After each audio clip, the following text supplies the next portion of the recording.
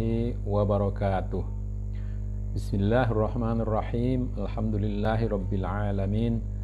Wabihi nasta'inu ala umurid dunya waddin. Wassalatu wassalamu ala ashrafil anbiya'i wal mursalin Sayyidina wa maulana Muhammadin wa ala alihi wa sahabatihi ajma'in. Saudara-saudara, sebagaimana biasa kita mulai pengajian malam hari ini dengan membaca suratul Fatihah untuk penulis buku tafsir Faidur Rahman,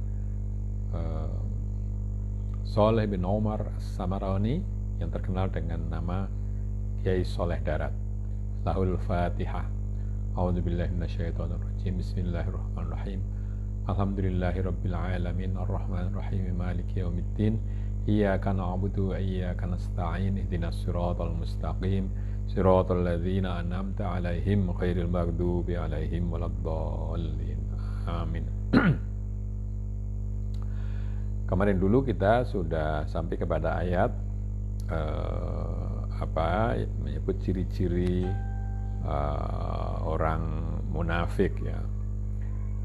Lalu kita lanjutkan sekarang. Bismillahirrahmanirrahim. Mongko koyo-koyo sami matur ya Robbi punapa kok mboten waget iman ing hale sampun ngucap wal yaumil akhiri. Mongko ngendika Allah Subhanahu wa taala fi qulubihim maradun fazadahumullahu marada walahum adzabun alimum bima kanu yakdzibun. Seakan-akan mukhatab atau orang yang membaca Quran ini, orang yang diajak bicara dengan Quran oleh Quran ini bertanya, wahai Tuhanku, kenapa orang itu tidak beriman padahal sudah mengucapkan amanna billahi wa bil yaumil akhir. Ya, kami sudah beriman kepada Allah dan kepada hari akhir. Maka jawaban Allah adalah fi qulubihim maradun, itu di dalam hati mereka ada sakit, maka Allah menambahi sakitnya, dan bagi mereka siksaan yang pedih lantaran apa yang mereka dustakan atau lantaran kedustaan mereka. Mulane ora iman krana ing dalem atine ana lara syak ing dalem khabari Rasulullah sallallahu alaihi wasallam sadurunge khabari Quran. Jadi kenapa mereka tidak beriman? Itu karena di dalam hati mereka itu ada keraguan mengenai kabar yang dibawa Rasulullah dan sebelumnya kabar tentang Al-Quran. Mongko nuli nambahi ing munafik kabeh Allah Subhanahu wa taala kelawan syak wujudi Quran. Jadi tadinya sudah meragukan Nabi Muhammad, sekarang ditambah lagi dengan meragukan Quran. Tegese padha mamang ing dalam Quran lan ing dalam Nabi. Jadi maksudnya adalah bahwa mereka itu ragu-ragu ya, mengenai kebenaran Quran dan kebenaran Nabi. Mongko tetep kaduwe munafik kabeh siksa kang nglarakaken sebab dene oleh padha nggorohaken ing utusane Allah utawa oleh goroh pangucape amanna billah. Jadi tetaplah atas orang munafik itu siksaan yang menyakitkan karena mereka mendustakan utusan Allah atau karena mereka berdusta mengenai ucapan mereka sendiri amanna billah.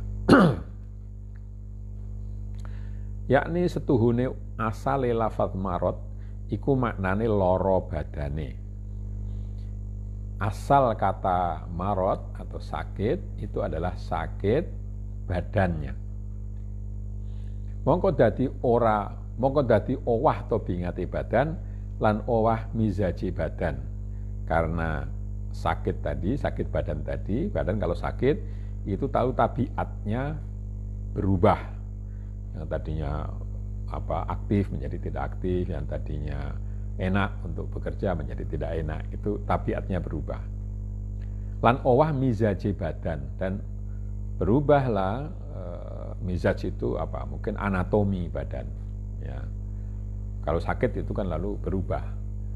Tabiat badan kita yang tadinya bisa bangun pagi, bisa jalan-jalan, bisa giat, menjadi berubah tabiatnya. Tapi juga mizajnya, anatominya menjadi berubah. Ya, tadinya bisa duduk, lalu menjadi hanya tiduran saja, dan seterusnya. Monggo dadi rusak ing dalam penggaweane lan cacat sekabehane tingkah polae sebab wujude loro. Jadi karena sakit itu lalu perbuatannya menjadi rusak.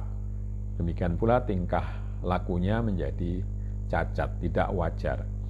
Lan muhtamal maknane lafadz marad kelawan makna majazi, iku makna loro rohaniyae lan loro atine. Bisa juga lafadz marad itu memberi pengertian makna majazi, makna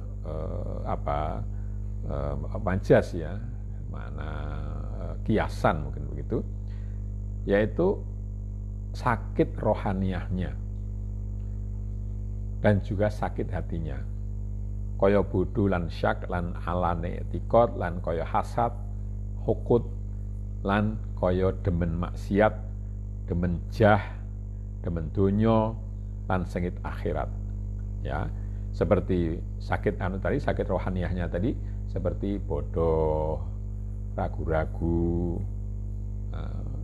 iktikadnya jelek, seperti juga iri, hasad, iri, hukut itu dengki atau sebenarnya benci mungkin begitu ya, tidak suka pada orang, dan seperti suka maksiat, seperti suka atau mencari-cari kewibawaan, ya, cinta dunia, tidak suka atau benci akhirat, dan seterusnya. Lan iya larane kolbu utawa rohaniyah iku dadi majibaken matine roh, dan sakitnya hati atau sakit rohani itu meniscayakan atau menyebabkan sudah pasti kalau sakit rohaniyahnya maka sakit pula rohnya, sakit hatinya sakit pula rohnya. Semongso-mongso mati rohnya. Semongso-mongso mati roh maka ora weruh perkara ingkang manfaat ing dalam akhirat. Ya kalau rohnya mati maka tidak lagi bisa melihat hal-hal yang bermanfaat untuk kehidupan akhirat. Mongko kepincut ya, marang pangundangin donya. Ya ini mungkin sedikit tambahan keterangan bahwa dalam bahasa Jawa itu sering ada tambahan n ya, n atau eng itu ya di tengah ya. Sapi menjadi sampi dan seterusnya ya. Tapi ini tulisannya di sini n-nya itu tidak ada. Seperti ini tulisannya kepecut ya. Ya kalau orang sekarang menyebutnya kepincut. Pangundang, jadi pangudang di sini. Pangundange donya bloko. Mongko dadi ora pisan-pisan weruh utawa angen-angen marang akhirat, mongko dadi mungkir marang Quran lan marang Nabi. Karena tidak mengerti apa yang bermanfaat untuk akhirat, maka orang itu lalu tergila-gila ya, atau terpesona dengan undangan dunia saja. Jadi tidak pernah memikirkan, tidak pernah mengetahui atau mengangan-angankan akhirat. Jadilah dengan demikian lalu mengingkari adanya Quran dan Nabi. Ya. Utawi lafadz marad ing dalam iki ayat muhtamal makna loro. Sedangkan ini kan tadi penjelasan kata marad. Nah, kalau kata marad di dalam ayat ini fi qulubihim maradun dan seterusnya itu, maka bisa jadi atau kemungkinan bisa berarti loro sakit. Ya. Suci asale lan suci makna majazi. Oh, ini makna loro. Ya.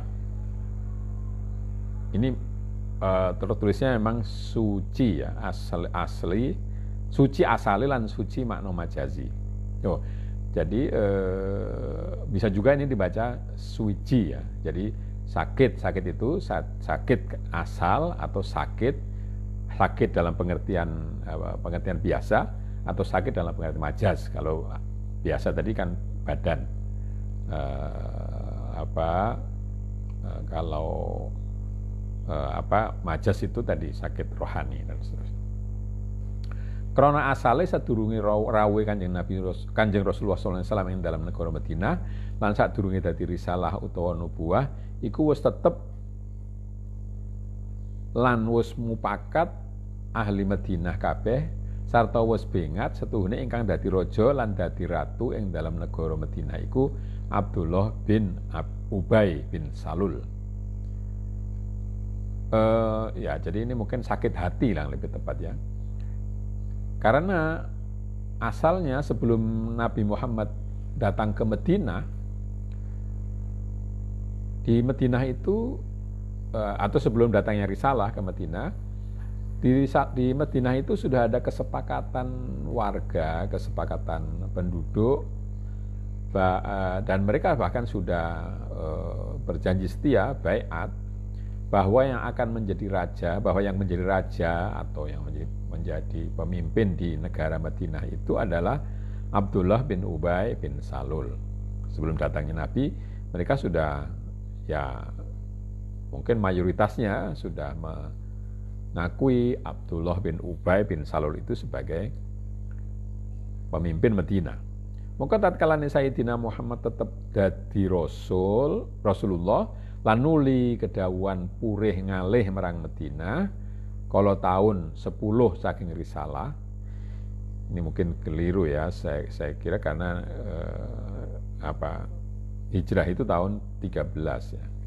Tapi bisa juga perintahnya tahun 10, hijrahnya tahun 13 ya, bisa juga begitu. Mongko nuli ngalih Kanjeng Nabi sallallahu alaihi wasallam ing Madinah. Maka lalu setelah Nabi menjadi Rasulullah, lalu diperintahkan untuk pindah ke Madinah pada tahun 10 dari risalah, maka Nabi pindah ke Madinah. Pindahnya tahun 13 ya. Mongko nuli padha bengat manjing Islam sarta miturut marang Kanjeng Nabi. Maka lalu penduduk Madinah berbaiat dan masuk Islam serta mengikuti Nabi Muhammad SAW. Mongko hilang kerajaannya Abdullah bin Ubay. Karena itu lalu tadi Abdullah bin Ubay sudah diangkat menjadi raja, lalu otomatis karena warganya itu ikut Nabi, maka kekuasaannya sebagai raja hilang. Mongko nalikane iku loro banget atine Abdullah lan gerah badane lan panas atine dumeh kerajaane den alap Kanjeng Nabi ing dalem ciptane. Maka pada saat itu hati Abdullah bin Ubay itu sakit. Ya, jadi hatinya sakit lan gerah badane, juga badannya sakit. Panas hatinya karena kerajaannya diambil oleh Nabi menurut pemahamannya atau menurut perkiraannya. Ya, yang dalam ciptane, ya, cipta itu bisa dimaknai sebagai pendapatnya atau angan-angannya.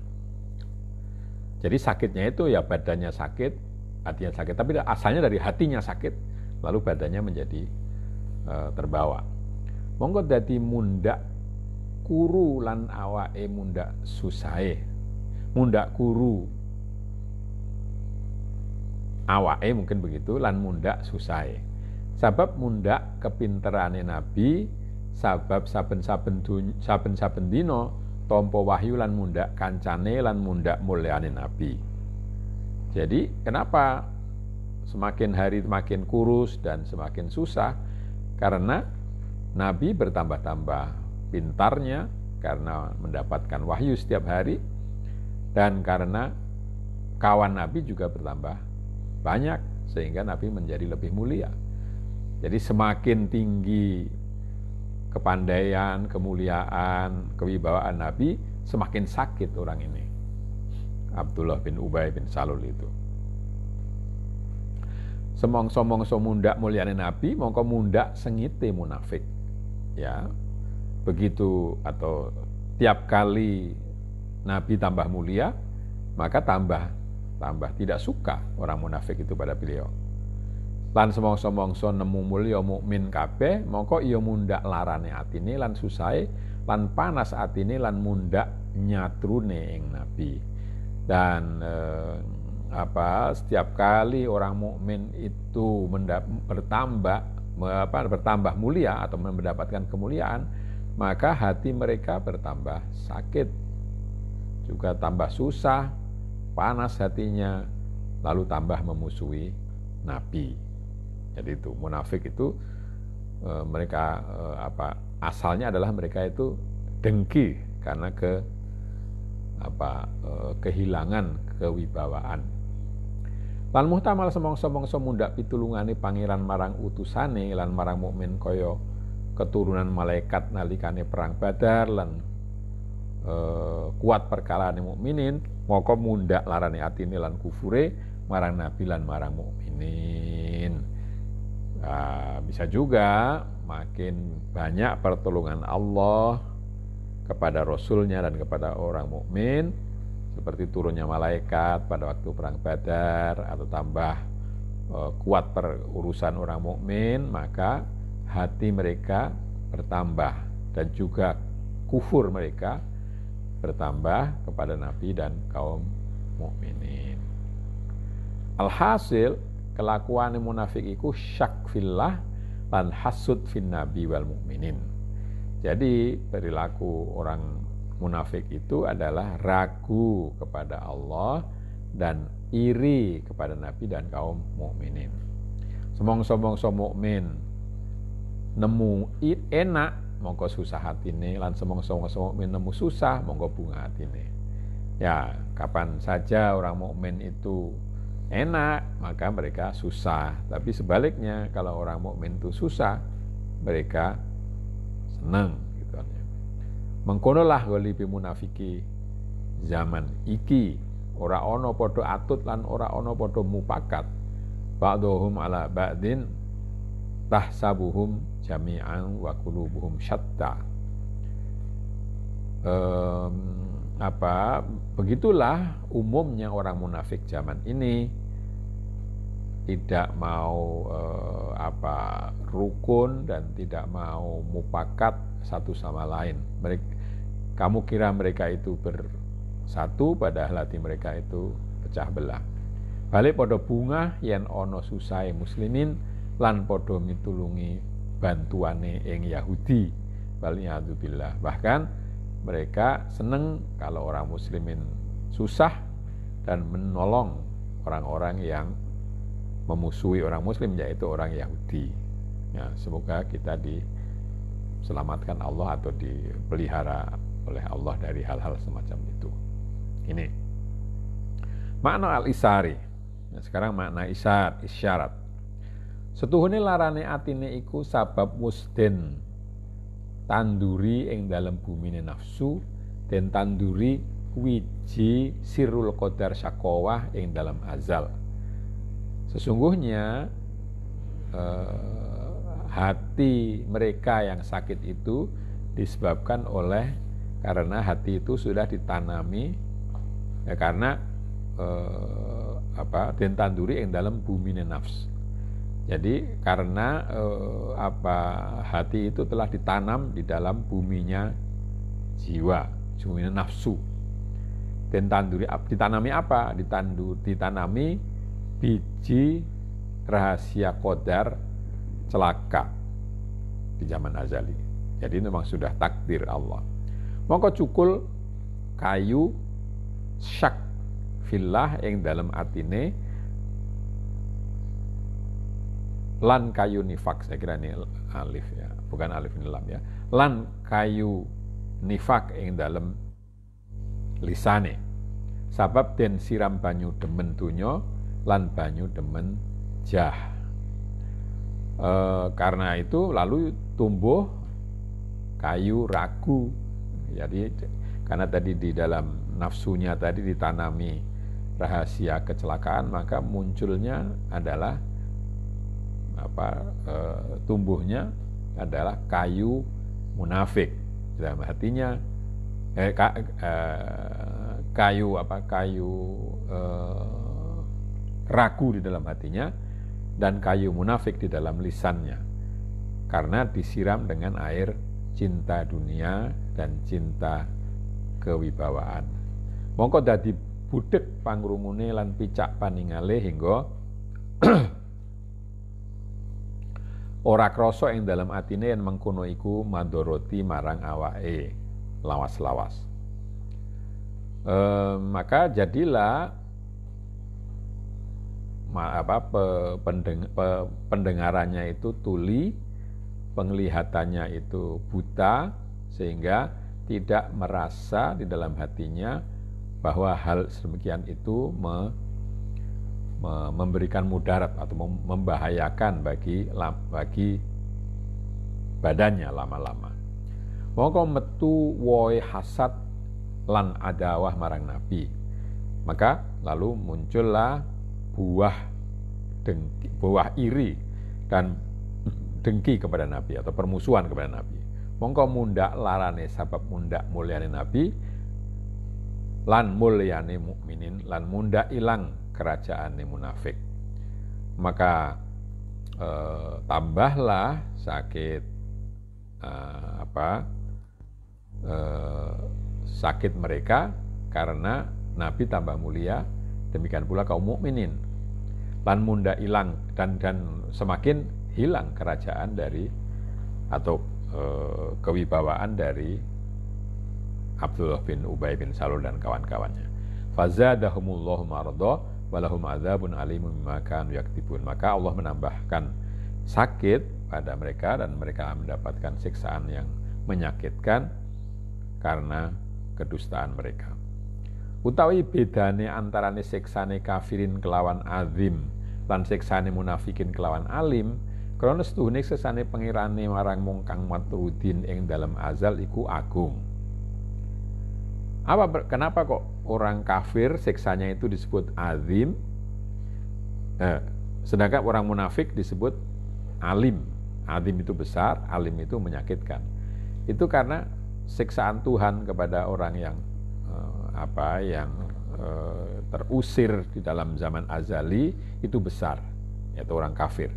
Mongko orang nemu matrudin kabeh ing larane siksane krana ora anane nenge atine atau ninge atine.